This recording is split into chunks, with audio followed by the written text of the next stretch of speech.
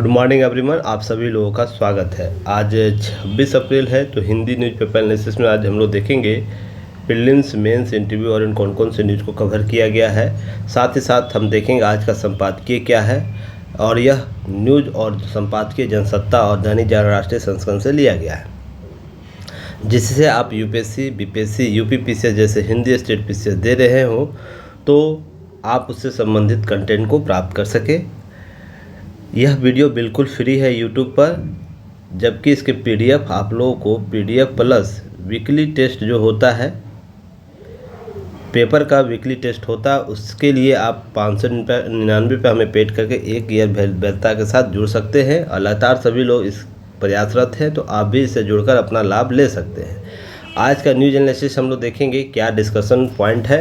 तो टॉपिक पर देखते हैं। तो सबसे पहले ध्यान रखिएगा, सुप्रीम कोर्ट के मामलों का व्हाट्सएप पर मिलेगा अपडेट।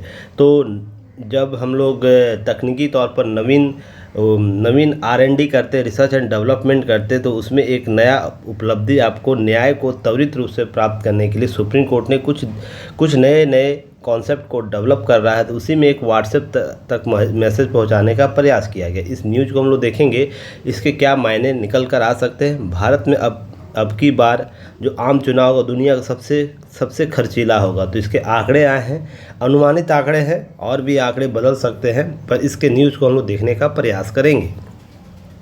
साथ ही साथ आगे बढ़ेंगे। पत्नी के स्त्री धन पर पति का हक नहीं है, सुप्रीम कोर्ट के द्वारा यह बातें की जा रही है। वहीं एक न्यूज़ इसी के साथ एक मिला हुआ है कि मृत पति से प्राप्त संपत्ति पर हिंदू महिला का पूर्ण अधिकार नहीं है। तो यह जो न्यूज़ एनालिसिस के तौर पर इस सारे न्यूज़ को जो कवर किया जा रहा है, उसका प्रयास बस यही है कि जब हम समानता की बात करते हैं तो समानता के आधार किस रूप से उभर कर सामने आते हैं, उसके पक्ष और विपक्ष को हम लोग समझने का प्रयास करेंगे। इस दोनों डिसीजन के संदर्भ में हम देखेंगे। फिर भारत दुनिया का सबसे तेज़ी से बढ़ता प्रमुख अर्थव्यवस्था है। वित्त मंत्रालय के द्वारा वार्षिक रिपोर्ट जो आता है उसी में वार्षिकांक आया है, तो इसे समझने का प्रयास करेंगे। फिर भारत का सेवा क्षेत्र निर्यात 2023 में 11.4% बढ़ा, अर्थात आंकड़े जो है दिसंबर 2023 के जो रिलीज़ किए गए हैं, आपको उसके संदर्भ में बात की अंकटार का यह रिपोर्ट है। तो यह हम जो आंकड़े आए हैं, हालिया आंकड़ा आया है 2024 के नाम से, जो दिसंबर 2023 तक के सारे आंकड़े इसमें शामिल किए गए, उसमें बातें की जा रही है। उसके साथ IP सुरक्षा मामले में अमेरिका की निगरानी सूची में भारत को शामिल किया गया है, तो उस न्यूज़ को देखेंगे। साथ ही साथ विश्व बौद्धिक संपदा अधिकार दिवस आज मनाया जाता है, विश्व बौद्धिक संपदा अधिकार दिवस। तो इस IP से ही जुड़ा हुआ मामला है, तो इसे भी देखेंगे। साथ ही साथ बौद्धिक संपदा क्या होता है, भारत में पेटेंट मापदंड क्या है, इसके संदर्भ समझने का प्रयास करेंगे। और साथ ही साथ प्रीवियस ईयर क्वेश्चन देखने का प्रयास करेंगे, दोनों स्तर पर, PT लेवल पर और मेंस के स्तर पर। तो इसके संदर्भ को देखेंगे। कब यूपीएससी ने प्रश्न पूछ चुका है। जब यूपीएससी प्रश्न पूछता है तो अदर स्टेट भी प्रश्न पूछते हैं, इससे BPSC हो, UPPCS हो, MPPCS हो, सभी स्टेट इससे प्रश्न पूछते हैं। फिर अंतरिक्ष में हथियारों को तैनाती में अमेरिका का प्रस्ताव रूस का वीटो किया गया। यह न्यूज़ क्या है, इस न्यूज़ को हम लोग देखने का प्रयास करेंगे, समझने का प्रयास करेंगे। विश्व की आधी आबादी पर मलेरिया का है खतरा, एक न्यूज़ आया है, रिपोर्ट आई है, उससे हम लोग कवर करने का प्रयास करेंगे। साथ ही साथ अंत में देखेंगे भूख से 28.2 करोड़ लोग तड़पने पर मजबूर है। यह किस प्रकार का रिपोर्ट आया, हालिया बहुत दावे किए गए हैं, फिर भी एक रिपोर्ट में यह बातें उभर कर सामने आई। लगभग 28 करोड़ लोग क्या है, भूख से तड़प रहे हैं। तो इस न्यूज़ को देखने का प्रयास करेंगे। संपादकीय में देखेंगे विज्ञान महाशक्ति बनने की और अग्रसर है भारत। इससे देखिए, यूपीएससी में प्रश्न इस टॉपिक से पूछा है, बीपीएससी में भी प्रश्न पूछा है, यूपीपीसीएस में भी प्रश्न इस टॉपिक से पूछ चुका है, MP से भी पूछा, RS में भी पूछा है। तो ध्यान रखिएगा, विज्ञान महाशक्ति के संदर्भ में भारत की समृद्धता की बात की जा रही है, महत्वपूर्ण खिलाड़ी की बात की जा रही है अंतरिक्ष क्षेत्र में। तो इस सारे न्यूज़ को आज हम लोग कवर करने वाले हैं। तो चलिए आगे बढ़ते हैं। आगे बढ़ने से पहले आप लाइक शेयर सब्सक्राइब जरूर कीजिएगा, हमें सपोर्ट जरूर कीजिए। देखिए, जो चीज़ें आपको दी जा रही है वो विरले से आपको YouTube पर इस प्रकार से उपलब्ध होगा। जो न्यूज़पेपर सभी अपने अपने स्तर पर बेहतर काम कर रहे हैं, पर मैं जिस प्रकार से काम कर रहा हूँ उसमें आपको प्रीवियस ईयर PT की बात हो, मेंस की बात हो या इंटरव्यू की बात हो, तीनों स्तर के एक न्यूज़ का एनालिसिस कराया जाता है किसी टॉपिक का। तो सारगर्भित कवर किया जा रहा है, जिसका प्रयास अंतिम रूप से आपको एग्ज़ाम हॉल में दिखने को मिलेगा। यह बहुत ही जटिल प्रक्रिया है। एक दिन के न्यूज़ एनालिसिस देख लेने से नहीं होगा, ये लगातार आप देखिए, आपको अपने सुधार, आपके अपने जो भी तैयारी की रणनीति आप पहले से अपना रहे हो उसमें कुछ बदलाव जरूर दिखने को मिलेगा। इसलिए सपोर्ट जरूर कीजिए ताकि हम लोग और भी इंक्रीज हो सके, हम लोग और भी बढ़ सकें। साथ ही साथ अगर UPI इसका ऐप डाउनलोड नहीं किए हैं तो इस बार कोड को स्कैन करके आप क्या कर सकते हैं, डाउनलोड कर सकते हैं, या description box comment section box में ऐप का लिंक दिया रहता है, वहाँ से आप डाउनलोड कर सकते हैं। वेबसाइट विजिट कर सकते हैं www.uktias.in। टेलीग्राम चैनल ज्वाइन कर सकते हैं, वहाँ MCQ सीरीज चलाया जाता है। इस बार कोड को स्कैन करके भी आप टेलीग्राम चैनल से जुड़ सकते हैं। लाइक शेयर सब्सक्राइब के साथ साथ बेल आइकन को भी दबाइएगा ताकि सारे नोटिफिकेशन आप तक पहुँच सके।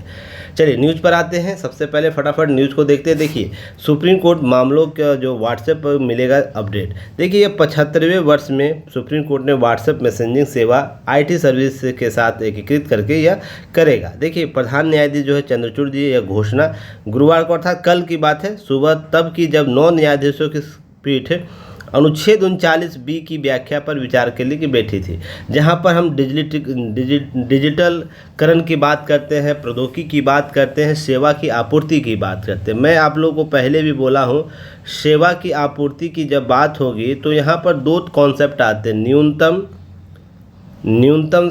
न्यूनतम खर्च, अधिकतम शासन की बात होती है, अधिकतम शासन की बात होती हमेशा। तो इसी कॉन्सेप्ट पर आप लोग को ध्यान रखिए। जो भी नवाचार अपनाए जाते हैं, उसका मूल उद्देश्य क्या होता है कि बेहतर सेवा की आपूर्ति करना, यही मूल उद्देश्य होता है। सिंपल सा शब्दों में अर्थ समझने का प्रयास करेगा। हम शासन की बात करें, प्रशासन की बात करें, या किसी प्रकार दोनों के सेवाओं की आपूर्ति की बात करें, सिंपल सा समझने का प्रयास कीजिए। इसका मूल उद्देश्य क्या होता है, नवाचार अपनाने का मूल उद्देश्य होता है बेहतर सेवा आपूर्ति करना। इससे लाभ क्या होगा, लाभ यह होगा कि अब फाइलिंग जो होगा, फाइलिंग में पारदर्शिता भी देखने को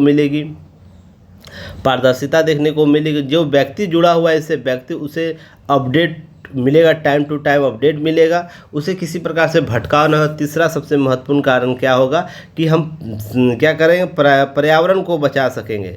देखिए, हाई कोर्ट और सुप्रीम कोर्ट में जब भी मामले जाते हैं उसकी फाइलिंग बहुत लंबी चौड़ी होती है, तो उससे क्या होता है, कागज़ की खपत होती है, जिससे डायरेक्ट पर्यावरण प्रदूषण बढ़ता है। कागज़ बनाने के लिए पेड़ों को काटा जाता है, सभी एक दूसरे से जुड़े हुए, तो इसलिए डिजिटलकरण आवश्यक है इस प्रकार के नवाचार को बढ़ावा देने के लिए। ये सब चीज़ें ध्यान रखिएगा। अब एक चर्चा में आया 39B की व्याख्या का विचार कर रही थी सुप्रीम कोर्ट, तो ये क्या है, तो ध्यान रखिएगा। यह विचार क्या, कोर्ट के समक्ष एक विचार आया, क्या निजी संपत्ति को संविधान के अनुच्छेद 39B के तहत समुदाय का भौतिक संसाधन माना जा सकता है। यह मामला चल रहा है, यह मामला याद रखिएगा, जिस दिन निर्णय आएगा आपके लिए इम्पोर्टेंट हो जाएगा, तो हम उस दिन विशेष रूप से चर्चा करेंगे। हालांकि अभी इसके संदर्भ में ध्यान रखिएगा कि यह मामला भौतिक संसाधनों के रूप में समुदाय का भौतिक संसाधन माना जा सकता है या सार्वजनिक संसाधन माना जा सकता है, इस संदर्भ में बातें चल रही है। अब ध्यान रखिए, जो आधिकारिक व्हाट्सएप नंबर दिया गया, ये नंबर आप भी यूज़ कर सकते हैं, समझ सकते हैं। अगर अपने जिनका केसेस चल रहा है सुप्रीम कोर्ट में, वो अपने आप को क्या कर अपडेट कर सकते हैं। केंद्र सरकार ने ई-कोर्ट परियोजना के लिए 7,000 करोड़ रुपये की मंजूरी दी है। तो आपसे पूछ सकता है, PT फैक्ट में सरकार ने डिजिटलीकरण बढ़ावा देने के लिए लोगों को न्याय पहुंच सके, सुलभ न्याय पहुंच सके, इसलिए केंद्र सरकार ने ई-कोर्ट परियोजना के तहत कुल कितनी राशि मंजूर की है, तो यह 7,000 करोड़ मंजूर की गई है। चलिए, इतना न्यूज़ है। अब यह भी बहुत इम्पॉर्टेंट न्यूज़ है, यहाँ से प्रश्न आपको पूछे जा सकते हैं PT फैक्ट के तौर पर, या तो इंटरव्यू में यहाँ प्रश्न पूछे जाएंगे। ध्यान रखिएगा, लगातार क्या ऐसा कारण जिससे भारत का चुनाव महंगा होता जा रहा है, खर्चीला होता जा रहा है। जब 2019 की बात करें तो हम लोग 60,000 करोड़ सरकारी आंकड़े की बात हो रही है, और भी जो आंकड़े हैं, व्यक्तिगत आंकड़े, NGO के आंकड़े, वो 90 के आसपास पहुँचे हुए, 90,000 करोड़ के आसपास पहुँचे हुए, पर इस बार अनुमानित कितना है, 1.35 करोड़ रुपया की बात की जा रही है। तो देखिए हम लोग कितना खर्च कर रहे हैं चुनाव पर। देखिए, ध्यान रखिएगा, मैंने चुनाव सीमा बता रखा आप लोग को पहले से भी। चुनाव सीमा क्या है, आप लोग कमेंट सेक्शन में बताइएगा। हम लोकसभा चुनाव की बात करते हैं तो उसमें बड़े राज्यों की क्या सीमा है, छोटे राज्यों की क्या सीमा है। देखिए, एक बार जब बताया जा चुका है तो आप लोग उसको कम से कम क्या करिए, रिवाइज ज़रूर कीजिए। हम विधानसभा की बात करें तो बड़े राज्यों की क्या है सीमा, छोटे राज्यों की खर्च सीमा क्या है, मैंने बता रखा है। अब यह दोबारा बताने की आवश्यकता नहीं, नए स्टूडेंट हैं वेट करेंगे, वो बार बार आप लोग चीज़ों को कवर करने का प्रयास कीजिएगा तो चीज़ें अपडेट होती चली जाएगी। नहीं तो नए बच्चे क्या करें, इसको गूगल सर्च कर सकते हैं आप लोग तत्कालिक जानकारी के लिए, इसलिए कि मैं दूसरे तरीके से आप लोग को सर्च करना भी सिखाता हूं, जिससे आप क्या होंगे, सर्च करने से क्या होंगे, सर्ची बनेंगे, नई नई चीज़ों को सीखने का प्रयास करेंगे।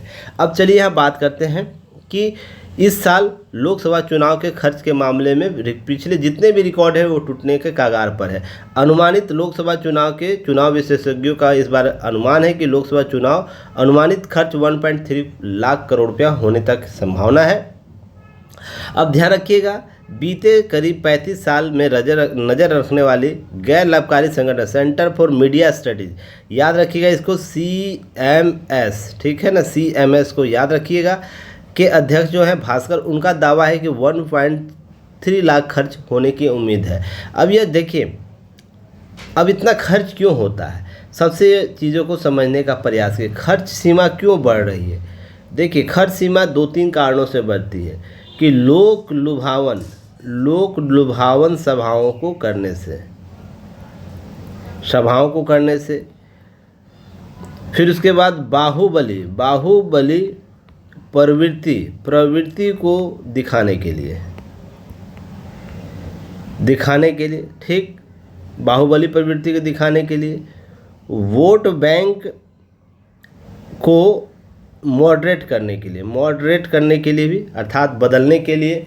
तो यह सब प्रक्रिया के लिए अत्यधिक सीमा से अधिक खर्च किए जाते हैं। सरकारी सीमा हालांकि देखिएगा 94 लाख लोकसभा के लिए है और 74 लाख बड़े के लिए। इसी तरह आपको समझने का प्रयास कीजिएगा, अगर इतना रुपया खर्च किया जा रहा है, कहीं ना कहीं इसके पीछे क्या है कि सरकारी मंशा को भी समझने की आवश्यकता है, प्राइवेट मंशा को भी समझने की आवश्यकता है कि हम लोकसभा को अगर खर्चीला कर देंगे तो आम जो जनता है, जिसमें लोकतंत्र की बुनियाद है, लोकतंत्र की बुनियाद जो टिकी हुई है बुनियाद, क्या वो इसमें भागीदार बन सकता है प्रत्याशी के तौर पर?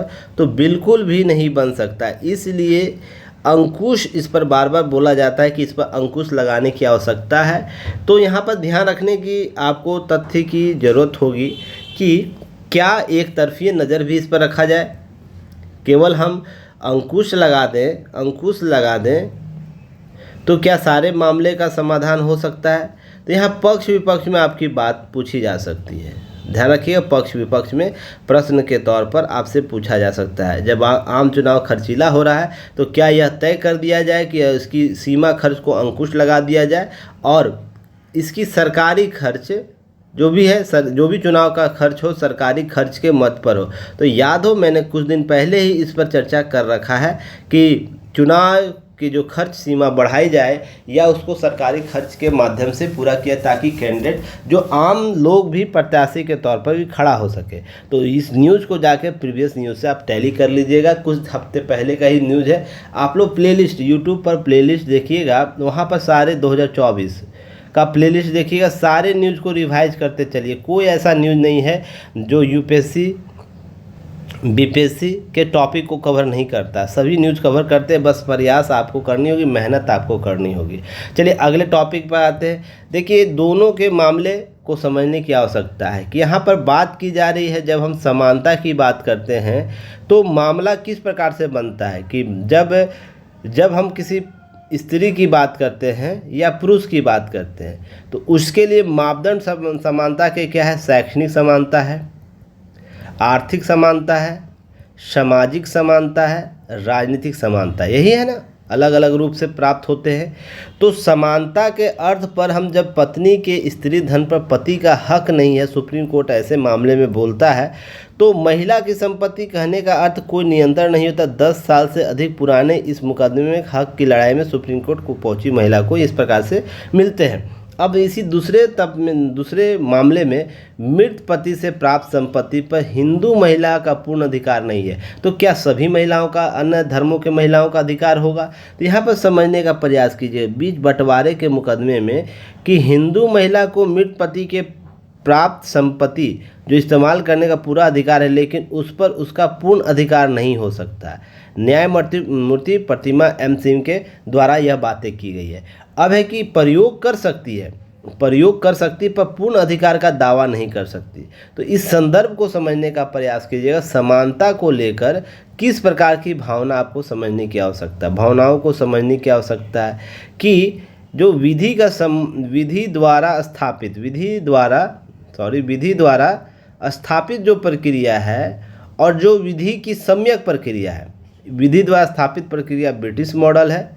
मैंने आप लोगों को क्लास में बताया था, कभी ब्रिटिश मॉडल न्याय व्यवस्था क्या कहता है, विधि का शासन बोलता है। विधि का सम्यक सिद्धांत क्या कहता है, सम्यक सिद्धांत जो अमेरिकी मॉडल है वो क्या कहता है, समय परिस्थिति के अनुसार आपको निर्णय देने होंगे। तो यहाँ पर समय परिस्थिति यह बोल रहा था, उसी के संदर्भ में यह न्याय आया है। तो भारत का जो न्यायपालिका है भारत का, तो आपसे प्रश्न पूछ सकता है, क्या भारत का न्यायपालिका विधि द्वारा स्थापित प्रक्रिया को भी अपना रहा है।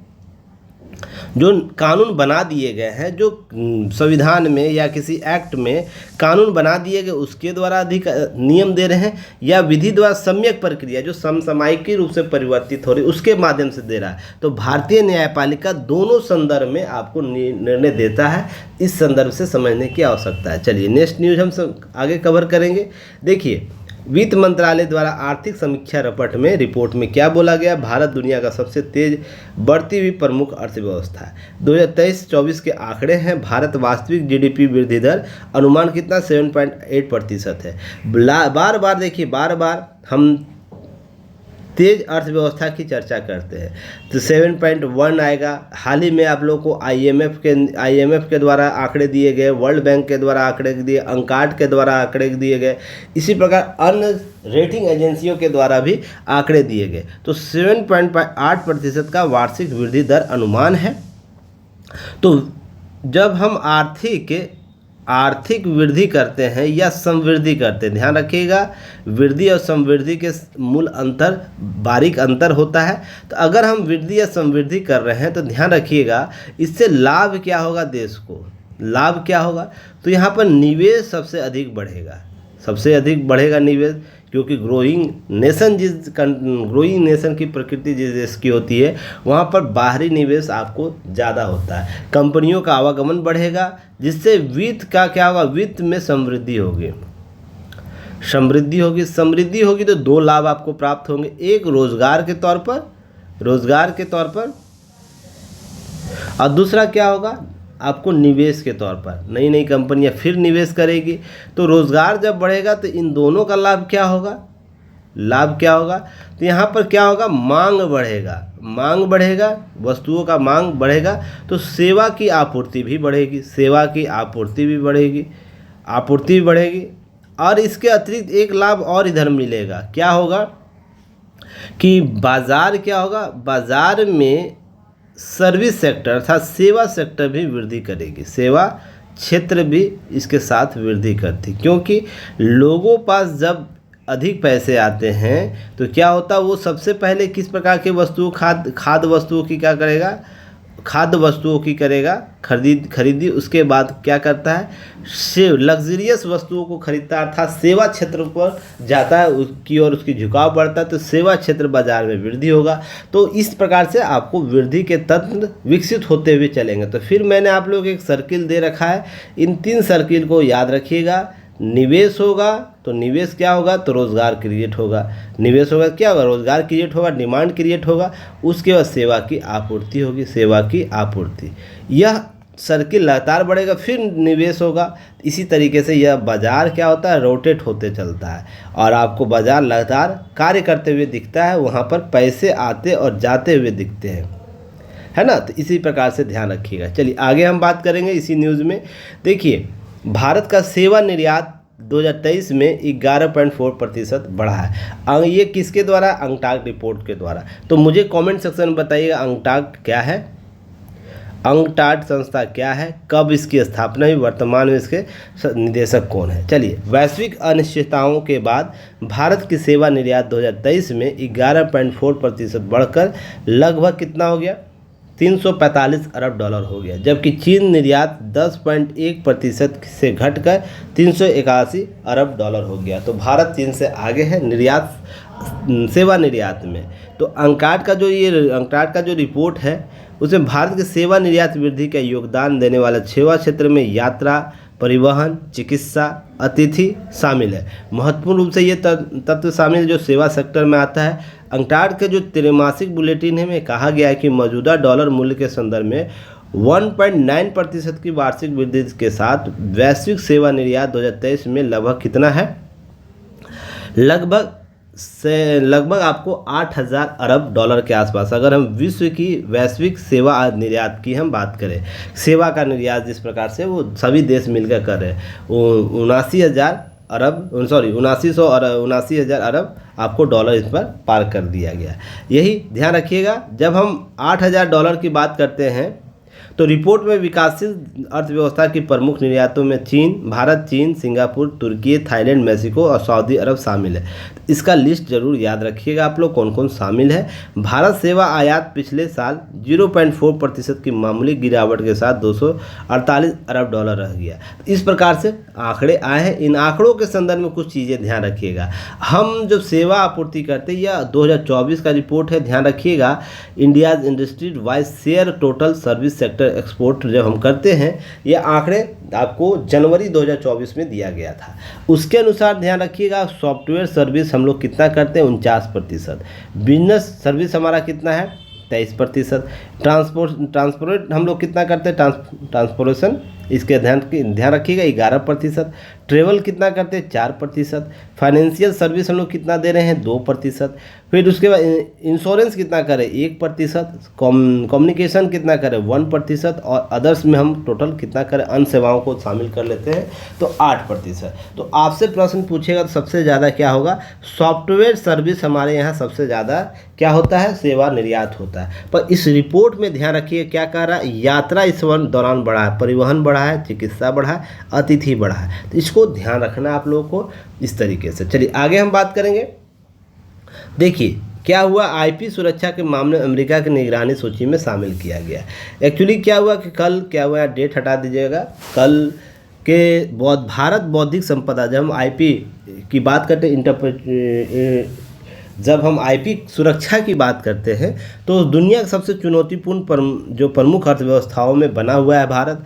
अमेरिका की आईपी सुरक्षा मामले में जो बौद्धिक संपदा है कि निगरानी रखने के कारण क्या है कि अमेरिकी व्यापार प्रतिनिधि द्वारा 2014 में स्पेशल 301 रिपोर्ट में निगरानी सूची में भारत के साथ साथ अर्जेंटीना, चिली, चीन, इंडोनेशिया, रूस और वेनेजुएला को शामिल किया है। रिपोर्ट में कहा गया है क्या, ट्रेडमार्क का उल्लंघन भारत के मामले में देखने को मिल रहा है, जिसमें भारत अमेरिका व्यापार नीति फोरम पर इस मुद्दे को उठाया गया। ऑनलाइन पायरेसी की बात होती है, देखते हैं ना, पायरेसी, डुप्लीकेट चीज़ें बना दी जाती है, तो उसके लिए यह आपको बौद्धिक संपदा के लिए आपको यह रखा गया है इस सूची में। ऐसे ध्यान रखिएगा, इसको गलत संदर्भ से नहीं देखना है, समझने की आवश्यकता है कि सभी देश अपने आंतरिक और बाह्य सुरक्षा के लिए जवाबदेह होते हैं, ठीक है ना। तो अमेरिका भी अपने देश के लिए क्या है, वो चाहेगा कि हमारे देश में इस प्रकार की घटना ना घटे, कोई देश हमारे चीज़ों का क्या करते हैं, डुप्लीकेट ना बना ले, जिससे उसका लाभ हमें मिलना चाहिए तो उसे मिल जाएगा। भारत के संदर्भ में ऐसा मामला है, हम लोग भी तो मेड इन ओरिजिन करवाते हैं ना, कि मेड इन ओरिजिन कहाँ से कम लिखिए आप, उसके बाद ट्रेडमार्क यूज़ कीजिए, ये सब बातें होती है। तो ध्यान रखना है, बौद्धिक संपदा अधिकार दिवस आज ही है, तो इसी के संदर्भ में ये न्यूज़ और भी इम्पॉर्टेंट हो जाता है। तो यह कब से मनाने का प्रयास किया जा रहा है, 2000 से विश्व बौद्धिक संपदा संगठन के द्वारा WPIO ने 26 अप्रैल को विश्व बौद्धिक संपदा के रूप में नामित किया है, जिसे हम लोग क्या करते हैं, वर्ष 1970 के WPIO अभिसमय को लागू होने के उद्देश्य से मनाया था, जिसका उद्देश्य क्या है कि जो इंटेलेक्चुअल प्रॉपर्टी है उसके बारे में समान जागरूकता और समझ को बढ़ाना है किसी व्यक्ति विशेष के लिए, यह बहुत इंपॉर्टेंट है। अब ध्यान रखिए इसका थीम क्या है 2024 का, आईपी और SDG जो सस्टेनेबल डेवलपमेंट गोल है, नवाचार और रचनात्मकताओं के साथ हमारे समान भविष्य का निर्माण करना। तो यह आपको पहुँचेगा, IP and the SDG building our common future with innovation and creativity. तो आपसे यह प्रश्न पूछ सकता है, विषय लगातार पूछता है। तो वैसे ही 2023 का भी आप लोग थीम याद रखिएगा, वुमेन एंड आईपी। आपको बहुत ही महत्वपूर्ण यह रखा गया था, women and IP, accelerating innovation and creativity. तो दोनों जगह क्रिएटिविटी आपको प्रश्न पूछा है, तो आपसे विषय में शामिल किया गया। तो प्रश्न जब पूछेगा तो कन्फ्यूज मत होइएगा, 2023 का आपको डाल देगा ऑप्शन में, तो कन्फ्यूज नहीं होना है। आपको अच्छे से क्या करना, आपको थीम याद रखना है। अब महत्वपूर्ण रूप से जानिएगा बौद्धिक संपदा है क्या। सिंपल सा समझने का प्रयास कीजिएगा कि हम किसी प्रकार के काल्पनिक रचनाएं करते हैं से जोड़ा जाता है। इसमें सभी प्रकार के आविष्कार आते हैं, साहित्य लेखन आता है, वैज्ञानिक आते, जो कलात्मक कार्य आता है, डिजाइन आता है, अन्य ऐसी चीज़ें जो काल्पनिक विचार पर टिकी। अर्थात मेरे दिमाग ने कुछ क्या किया, सोचा, उसके बाद किसी एक प्रोडक्ट का निर्माण किया और वो प्रोडक्ट पूर्णतः न्यू है। तो न्यू है, यह इस प्रोडक्ट पर मेरा क्या अधिकार होना चाहिए यह तय करता है, ये मेरा अधिकार तय करता है इस प्रोडक्ट पर। तो यह अधिकार तय करने का जो संस्था है WPIO, वही क्या करता है, विश्व में इसको अधिकार देता है, जिसे हम लोग पेटेंट के नाम से भी जानते हैं। क्लियर है। इसी प्रक्रिया को हम बौद्धिक संपदा कहते हैं। ध्यान रखिए, किसी भी क्षेत्र में हो सकता है, जो मेरे दिमाग में आया, मेरे दिमाग के बाद उसे प्रोडक्ट के तौर पर दिया, वो किसी प्रकार का आविष्कार हो सकता है, साहित्य लेखन हो सकता है, साहित्यिक रचनाएं हो सकती है, वैज्ञानिक कलात्मक कार्य हो सकता है, कोई डिजाइन हो सकते हैं, अन्य वस्तुएं जो अभी तक नहीं निर्धारित है, नए क्षेत्र डेवलप होंगे, वो भी इसमें शामिल हो जाएंगे। अब देखिए, बौद्धिक संपदा अधिकार जो IPR है, जो कानूनी संरक्षण एक रूप देता है व्यक्तियों और कंपनियों को उनके रचनात्मक और अभिनव कार्य के लिए, अर्थात रिसर्च एंड डेवलपमेंट करने के बाद जो भी चीज़ें उभर कर सामने आती है उसके लिए क्या देता है, एक सुरक्षा मानक देता है। अब यह सार्वभौमिक घोषणा जो मानवाधिकारों का सार्वभौमिक घोषणा है, उसके अनुच्छेद 27 में इसकी उल्लेख किया गया। किसकी, बौद्धिक संपदा का उल्लेख किया गया। तो आपसे प्रश्न कभी भी पूछ सकता है, बौद्धिक संपदा का मानव अधिकार के सार्वभौमिक घोषणा में चर्चा किस अनुच्छेद के तहत किया गया। तो यह 27 में इसकी चर्चा है। IP का मुख्य प्रकार क्या है, ध्यान रखिएगा, आविष्कार। यहाँ से UPSC ने प्रश्न मेंस में पूछा है, इसको हल्के मत लीजिएगा। जो भी टॉपिक मैं आप लोगों को देता हूँ वो टॉपिक जरूर किसी न किसी एग्ज़ाम में आया हुआ है और आने की संभावना बनी रहती है। अब देखिए, पेटेंट, ब्रांडिंग के लिए ट्रेडमार्क, कलात्मक और साहित्य कार्यों के लिए कॉपीराइट, गुप्त व्यावसायिक सूचनाओं के लिए व्यावसायिक गोपनीयता, उत्पाद की प्रस्तुति के लिए औद्योगिक डिज़ाइन आदि शामिल किए जाते हैं, जो IP के तहत, इंटेलेक्चुअल प्रॉपर्टी राइट के तहत शामिल किया जाता है। अब इसके अतिरिक्त हम बात करें तो ध्यान रखिएगा, भारत में पेटेंट का मापदंड क्या है। तो पेटेंट एक आविष्कार के तौर पर भारत में माना जाता है, वैधानिक अधिकार है, इसे दिया गया है। सरकार द्वारा पेटेंट धारक को उसके आविष्कार के पूर्ण प्रकटीकरण के बदले सीमित अवधि के लिए प्रदान किया जाता है। कितना अवधि होता है, यह 20 वर्ष के लिए होता है भारत में, ध्यान रखिएगा। और यह उस उत्पाद के लिए, पेटेंट के लिए, नए उत्पाद के लिए प्रक्रिया बनाने, उपयोग करने, बेचने, आयात करने से रोका जा सकता है। अर्थात यह व्यक्ति जो बनाया है, यह व्यक्ति बनाया है, किसी प्रकार का प्रोडक्ट ये बनाए, इसके अलावा कोई भी अनुबंध, इसके अनुबंध के बिना, इसके एग्रीमेंट के बिना उसे बेच नहीं सकता है, उसे क्या कर सकता है, उपयोग करने के लिए किसी प्रकार का लीगल एस्पेक्ट नहीं ले सकता जब तक वो व्यक्ति इसके नाम से पेटेंट है। अब ध्यान रखिए, पेटेंट सहयोग संधि जो PCT कहते हैं के अंतर्गत नेशनल फेज, राष्ट्रीय चरण दाखिल आवेदनों के पेटेंट की अवधि कितनी है, 20 वर्ष की अंतर्राष्ट्रीय आवेदन तिथि से 20 वर्ष तक होती है। अर्थात प्रत्येक पेटेंट की अवधि क्या होता है, दिए गए प्रत्येक पेटेंट की अवधि आवेदन की दाखिल करने की तिथि से अगले 20 वर्ष तक होती है।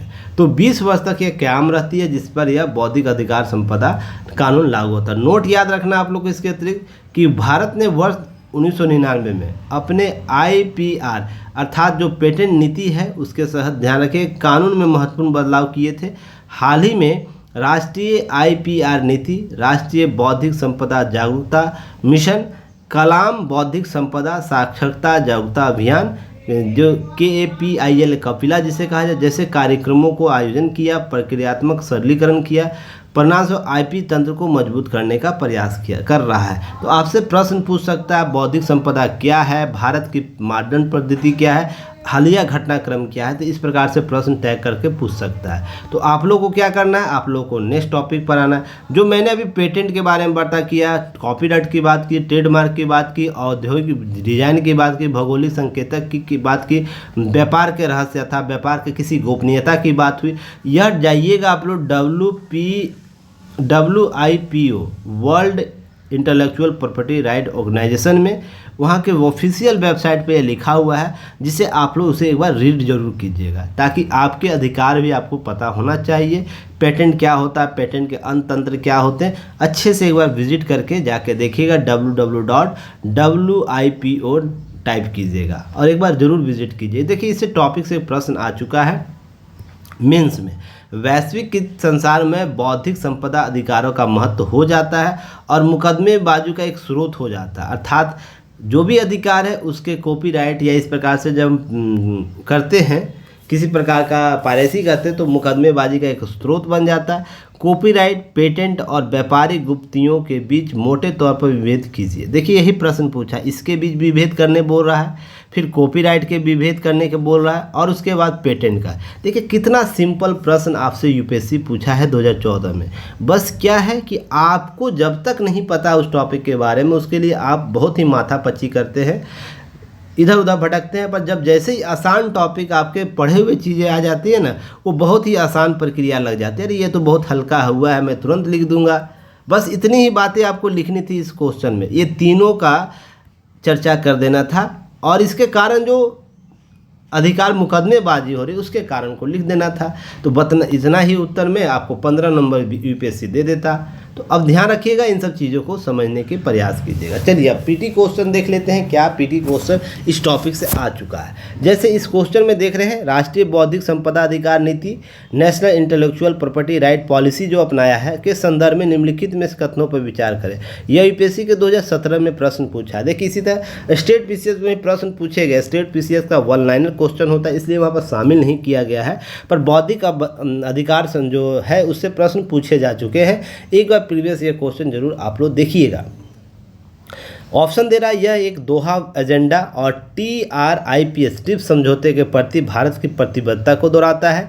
औद्योगिक नीति संवर्धन विभाग भारत में बौद्धिक संपदा अधिकारों का विनियमन के लिए केंद्रक अभियान या नोडल एजेंसी है। तो कथन कौन सा सही है? केवल एक है, केवल दो है, दोनों सही है, न तो एक न तो दो बातें कर रहा है। इसका सही उत्तर क्या होगा? सही उत्तर आपको ऑप्शन सी होगा, दोनों सही है। आपको ट्रिप्स समझौता भी भारत किए हुए दोहा विकास एजेंडे के तहत शामिल किए हुए, भारत प्रतिबद्ध उसके लिए दोहराता है। उसके बाद विनियमन कौन करता है? संवर्धन विभाग, नीति औद्योगिक नीति और संवर्धन विभाग के द्वारा किया जाता है। चलिए इसके मंत्री कौन है आप लोग कमेंट सेक्शन में जरूर बताइएगा। हालांकि कुछ ही दिनों के बाद मंत्री बदल सकते हैं, पर वर्तमान में जरूर बताइएगा ताकि अपडेट रह सके। क्लियर है? चलिए नेक्स्ट प्रश्न पर आते हैं।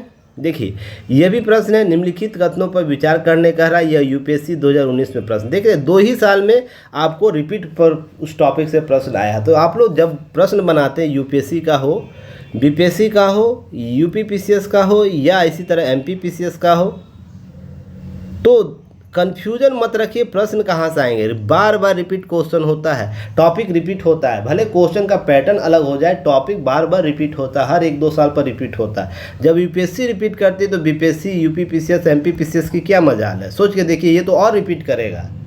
हो सकता है 1 ही साल के बाद रिपीट कर दे, पर रिपीटेशन जरूर होगा टॉपिक का। बस आपको क्लियर होना होगा कि हमें पढ़ना क्या है, उसको बार बार रिवाइज कैसे करनी है। अगर बौद्धिक अधिकार संपदा एक बार पढ़ाया जा चुका है, इसे बार बार रिवाइज कीजिए। यहाँ से प्रश्न आए हैं तो जरूर आएंगे। हालांकि ध्यान रखिएगा, आने की चांसेस कितनी इसकी कोई गारंटी नहीं, कोई नहीं बताएगा, पर जरूर चांसेज है कि वो जब सिलेक्शन होगा क्वेश्चनों का तो इस पर एक बार जरूर विचार किया जाएगा, क्या यहाँ से प्रश्न पूछे जाने चाहिए या नहीं पूछे जाने चाहिए। क्लियर है? कोई बड़ा चेंजिंग होगा तो जरूर प्रश्न बनेगा, अगर कुछ नए अपडेट हुए होंगे जरूर प्रश्न पूछेगा। क्लियर है? अब देखिए कि भारत पेटेंट अधिनियम के अनुसार किसी बीज को बनाने की जो प्रक्रिया भारत में पेटेंट कराया जा सकता है। क्या है यह कथन? सही है, गलत है? भारत में कोई बौद्धिक संपदा अपील बोर्ड नहीं है। क्या यह सही है, गलत है? अब है कि पादप किस्म भारत में पेटेंट कराए जाने का पात्र नहीं है। क्या यह कथन सही है या नहीं है? अब ध्यान रखिएगा, अब है इसका ऑप्शन सी होगा। उत्तर क्यों होगा? पादप किस्म के जो भारत में पेटेंट कराने के पात्र नहीं होगा। यह WPI के द्वारा दिया जाता है। ध्यान रखिएगा, यह प्रश्न आपको याद रखनी होगी। यहाँ पात्र नहीं है, बाकी यहाँ बोर्ड भारत में है। और भारत में पेटेंट कराया जा सकता है ज्यो प्रक्रिया का, कि किसी बीज का बनाने के लिए ज्यो प्रक्रिया भारत में पेटेंट किया नहीं कराया जाता है, WPI के द्वारा ही किया। WIPO world intellectual property organisation के द्वारा ही कराया जाता है। ध्यान रखिए इन सब चीज़ों को। चलिए आगे हम बात करेंगे। चलिए पहले तो आप लोग यहाँ से क्वेश्चन का उत्तर बताइए कमेंट सेक्शन में। भारत ने अंतरिक्ष में जो विमान चल रहे हैं उसको मार गिराने के तकनीक आपको क्या किया है, उपलब्धि हासिल की थी, उपलब्धियां प्राप्त की है। अंतरिक्ष में किसी खराब यान को गिराने के लिए या किसी दुश्मन के गिराने के लिए उसका नाम किया है। बहुत ही इस पर मैंने न्यूज़ कवर कर रखा है, पहले भी न्यूज़ कवर रखा है। ऐसा कोई दुनिया का न्यूज़ नहीं बचा है जो अभी तक मैंने 256वें एपिसोड में नहीं कवर किया। अगर आप लोग पूरा वीडियो 256 पढ़ लेते हैं, देख लेते हैं, उसका की पॉइंट बना लेते हैं, आपको किसी भी कंटेंट की आवश्यकता नहीं होगी करेंट में, उसके सब पार्ट में, ठीक है ना। उसका कोर पार्ट जो टॉपिक होता है आवश्यकता है और किसी की नहीं होगी। इतना इनफ बढ़ा दिया गया, इतना इनफ बता दिया गया है, उससे बाहर कुछ आएगा ही नहीं। अब मुझे आपको यह बताना है उसका नाम क्या था, वो कब इस पर लॉन्च किया गया था। ये मैं बस इतना आपको बता सकता हूँ कि बहुत उपलब्धि थी जिससे प्रधानमंत्री PM मोदी के द्वारा आपको संबोधन किया गया था। इसका अचानक संबोधन किया गया था, जैसे आपको बैंक जो 2000 नोट बदले गए थे और उसके लिए अचानक संबोधन आया था, वैसे ही प्रधानमंत्री के द्वारा संबोधन हुआ था। लोग डर गए थे उस दौरान कि अब प्रधानमंत्री क्या करेंगे फिर से। तो इसे समझने का प्रयास कीजिएगा। देखिए अंतरिक्ष में हथियारों की तैनाती रोकने के लिए संयुक्त राष्ट्र सुरक्षा परिषद में लाए गए प्रयास को रूस को वीटो कर दिया। लगभग 6 सप्ताह की बातचीत के बाद अमेरिका और जापान द्वारा आउटर स्पेस जो ट्रीटी मसौदा है कि अंतरिक्ष जो हमारा जो पर्यावरण, मान लीजिए यह जो आवरण है, क्योंकि आपको पता है कि पृथ्वी हम लोग के बाहरी आवरण से रहती है। मान लीजिए यह क्या है, यहाँ पर वातावरण इतना क्षेत्र है जिसका प्रयोग हम लोग क्या करते हैं, आवागमन से लेकर वायुयान से लेकर अपने किसी न किसी रूप में करते हैं। वह वायुमंडल हवा प्रयोग की बात हो, किसी अंतरिक्ष प्रयोग की बात की जा रही हो किसी प्रकार से, तो यह बाहरी जो यहाँ से है, यहाँ से जो बाहरी है आउटर स्पेस, जिसका हम अंतरिक्षीय प्रयोग करते हैं, अंतरिक्ष प्रयोग करते हैं, किसी प्रकार का प्रयोग करते हैं, इसी आउटर स्पेस में बात हम किया जा रहा है। इस ट्रीटी आउटर स्पेस ट्रीटी का मसौदा प्रस्ताव मतदान किया गया संयुक्त राष्ट्र सुरक्षा परिषद। इस पक्ष में 13 वोट पड़े जबकि चीन अनुपस्थित रहा। इस प्रस्ताव के सदस्य देशों में परमाणु सहित सामूहिक विनाश के हथियारों को पृथ्वी की कक्षा में स्थापित न करने की बाध्यता जताई गई। अर्थात इस प्रस्ताव में यह कहा जा रहा था कि जो वायुमंडल है जिसका प्रयोग हम जीवन के लिए करते हैं, जीवन यापन के लिए, सेवाओं के लिए करते हैं, जिसमें वातावरण वायुयान यात्रा भी आता है शामिल, इसके बाहर का जो अंतरिक्ष है जिसमें हम अंतरिक्षीय प्रयोग करते हैं, उसमें किसी प्रकार का घातक हथियार को आपको यहाँ पर इनपुट कर दिया सैटेलाइट में। तो क्या होता है, सैटेलाइट से अगर जब पृथ्वी पर यह सैटेलाइट गिरेगा तो परमाणु बम जितना घातक नहीं होता, उससे कहीं अधिक घातक यह होता है। जैसे आपको याद हो उल्का पिंड गिरते हुए देखे न्यूज़ में, बहुत बार न्यूज़ में दिखाता उल्का पिंड, डिस्कवरी चैनल में दिखाता उल्का पिंड गया तो हमारे क्षेत्र में कितना जुरासिक युग समाप्त हो गया। तो इसी प्रकार से जब यह गिरता है तो परमाणु बम के समान यह प्रयोग में आपको देखने को मिलता है। जैसे एक परमाणु बम ने क्षति नहीं किया, इससे कई हजार गुना यह क्षति करेगा। इसलिए अमेरिका और अन्य सदस्य देश क्या चाहते हैं संयुक्त राष्ट्र के कि यह आउटर स्पेस में किसी प्रकार का हम लोग रण का क्षेत्र नहीं बनने देंगे, रण का क्षेत्र नहीं बनने देंगे। बार बार लोग क्या कर रहे हैं, यहाँ पर अंतरिक्ष अपना सैटेलाइट छोड़ दे रहे हैं, जिससे वो क्या ग्रेवेज के तौर पर भी अर्थात अंतरिक्षीय कचरा के तौर पर भी जमा हो जा रहा है, जो कहीं ना कहीं क्या हो रहा है, बार बार अंतरिक्ष वायुमंडल में प्रवेश कर। हालांकि ध्यान रखिए ये ग्रेवेज बहुत छोटे होते हैं जिसके कारण क्या होता है, वो नष्ट अंतरिक्ष में कर दिया था। इंग्लैंड जैसे देश उसे गैबेज को इकट्ठा भी कर रहे हैं। तो ध्यान रखिएगा इसका प्रयोग हथियार के तौर पर ना हो, जैसे परमाणु हथियार भेज कर सैटेलाइट रख दिया गया तो उसके बाद अगर कोई दुश्मन, मान लीजिए कोई भी देश हो सकता है, उत्तर कोरिया का एग्जाम्पल ले लें कि वो सनकी देश के तौर पर होता है, उसने क्या किया, अंतरिक्ष के आउटर सेल पर एक या आपको उपग्रह छोड़ दिया और इसके अंदर एक भेज दिया क्या आपको परमाणु हथियार के तौर पर, या परमाणु ही रख के भेज दिया और उसे कुछ समय बाद अमेरिका या किसी अन्य देश पर या किसी वैसे देश से उत्तर कोरिया दक्षिण कोरिया पर ही गिरा दे, तो क्या होगा, वो देश पूरा नास्ते नाबूद हो जाएगा, उसकी पहचान तक नहीं मिलेगी। कितना खतरनाक होगा। और यह तकनीक, इसे रोकने का तकनीक कुछ ही देशों के पास है कि हम यहाँ से बैठे हुए, मान लीजिए यहाँ हमारा देश है तो यहाँ से बैठकर ये इस उपग्रह को गिरा सके। कुछ ही देशों के पास है, भारत है, चीन है, अमेरिका है, रूस है, ठीक है ना। इन राष्ट्रों के पास आपको ध्यान रखना है कि कुछ इसी हथियार को रोकने के लिए हम ये प्रक्रिया को रोकने के लिए यह चीज़ें कर रहे हैं। अब ध्यान रखना इसके अतिरिक्त कुछ नवाचार प्रयोग हम इसके लिए कर सकते हैं। परमाणु हथियारों की रक्षा स्थापित करने, संचार सुविधाओं के साथ साथ मौसम विज्ञान, कृषि, वाणिज्यिकी, राष्ट्रीय सुरक्षा के लिए खतरा पैदा कर देगा। जितने भी क्षेत्र में सैटेलाइट घूम रहे हैं सभी के लिए खतरा हो सकता है। जितने भी आपको यहाँ पर अंतरिक्ष छोड़े गए विभिन्न देशों के द्वारा, जितने भी अंतरिक्ष छोड़े गए अंतरिक्षयान यहाँ पर क्या होंगे, उसके लिए खतरा। वो चाहेगा तो इस अंतरिक्षयान को भी नास्ते नाबूद कर देगा। क्लियर है। इस प्रकार से आपको प्रश्न पूछे जा सकते हैं, समझिएगा। अब दिल्ली में आधी आबादी मलेरिया का खतरा है, तो यहाँ ध्यान रखिएगा कि जो स्टैटिक्सा की रिपोर्ट जो आई है 2022, मलेरिया 85 देशों में स्थानिक महामारी के रूप में सक्रिय है और वहीं विश्व स्वास्थ्य संगठन उस लक्ष्य के पीछे 2025 तक मलेरिया को प्रभावित देशों में 75% तक लाने की बात कर रहा है। यह रिपोर्ट ऐसी बात कर रहा है, भारत में कम से कम कुल हुए मलेरिया के मामले 2023 के जारी विश्व मलेरिया रिपोर्ट से पता चलता है कि भारत में मच्छर जनित संक्रमण के मामले मौतों की संख्या सर्वाधिक गिरावट जारी की गई है, जो पहले सर्वाधिक हुआ करती थी। यह लगातार 34% की गिरावट हो रही है, तो सरकार बेहतर कार्य कर रही है। वहीं सबसे ज़्यादा मामलों वाले देशों में 2022 की दुनिया में 2.49 करोड़ मलेरिया के मामले दर्ज किए गए। भारत आधे मामले सिर्फ 4 देशों में आए, जिसमें देश में नाइजीरिया, कांगो, युगांडा, मोजाम्बिक शामिल है। 2024 के कैंप वर्दे के साथ साथ 2023 में ताजिकिस्तान, अजरबैजान, बेलीज मलेरिया मुक्त घोषित किया गया। तो आपको प्रश्न यहाँ से पीटी फैक्ट में पूछा जा सकता है 2023 में किन देशों को मलेरिया मुक्त किया गया है। तो इन देशों का 3 देशों ताजिकिस्तान, अजरबैजान और बेलीज का नाम याद रखिएगा। यहाँ से फैक्ट। भारत में क्यों है मलेरिया का प्रकोप, क्योंकि भारत गर्म जलवायु वाला देश है। यहाँ गर्मी और बरसात के मौसम मच्छरों के पनपते हैं, साथ ही भारत जो कार्रवाई मानवीय व्यवहार है वो भी क्या है, संतुलित नहीं है। लोग मलेरिया रोधी छिड़काव को लेकर जिम्मेदारी संस्थाओं लापरवाही देखने को मिलता है। ये सब कारण है जिसके कारण भारत में मलेरिया बढ़ती है। अगर हम बात करें मौत में 2022 में लगभग 6,08,000 मौत मलेरिया के कारण हुई। तो ये मच्छरवा बहुत बदमाश है, ध्यान रखिएगा। आप लोग मच्छरदानी जरूर लगाइएगा। डेंगू के खतरे बचने के लिए किसी भी स्टोर जहाँ पर पानी जम रहा है उसको हटाइएगा। अभी दिल्ली में हाल ही में बहुत से लोगों पर जुर्माना लगाया गया, बार बार निर्देश दिया जाए तो दिल्ली सरकार ने क्या किया, निगरानी किया, ऐप के माध्यम से निगरानी किया, ड्रोन के माध्यम से निगरानी किया था, जिससे कुछ लोगों पर पेनल्टी लगाई गई। तो इस तरीके से समझने का प्रयास कीजिएगा, इसको हल्के में मत लीजिएगा।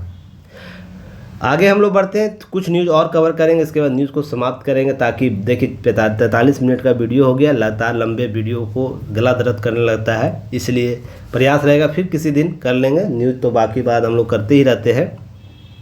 इस रिपोर्ट को भी आप लोग देख लीजिएगा, ठीक है ना। जो संयुक्त राष्ट्र को global report on the food crisis की बात की गई है, global report on food crisis. देखिए रिपोर्ट यहाँ बार बार लिखता है, जनसत्ता रिपोर्ट लिखता है, पर ये रिपोर्ट होता है। ग्लोबल ऑन फूड क्राइसिस में जब यह बातें आई, जहाँ पर 2.4 करोड़ अधिक लोग खाद्य सामग्री भारी कमी के जूझना पड़ रहा है, जिसकी वजह से विशेषतः गाजा पट्टी और सूडान खाद्य सुरक्षा के बिगड़ रहे हालत, जहां 2023 में 59 देशों में करीब 28.29 करोड़ लोग भूख के खड़े में मजबूर है।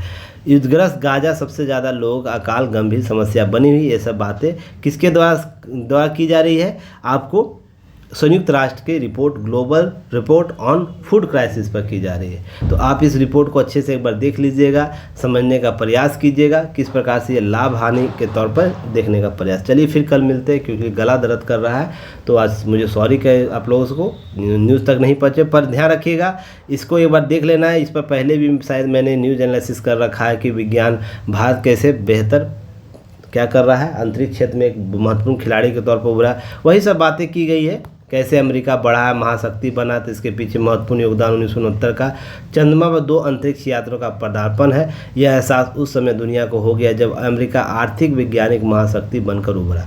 यही घटनाक्रम भारत भी करके आया है, तो भारत भी इस शक्ति को प्राप्त कर सकता है। भारत इस और अग्रसर भी है, तो इसके बारे में कुछ उपलब्धियाँ बताई गई, एक बार जरूर देखकर कॉमेंट सेक्शन में बता दीजिएगा, या तो ऐप पर जाके इसका PDF जरूर भेज दीजिएगा आप लोग, ताकि मैं वहाँ देख लूँगा। और आज जो कॉपियाँ हैं आज शेयर कर दिया जाएगा इवनिंग तक।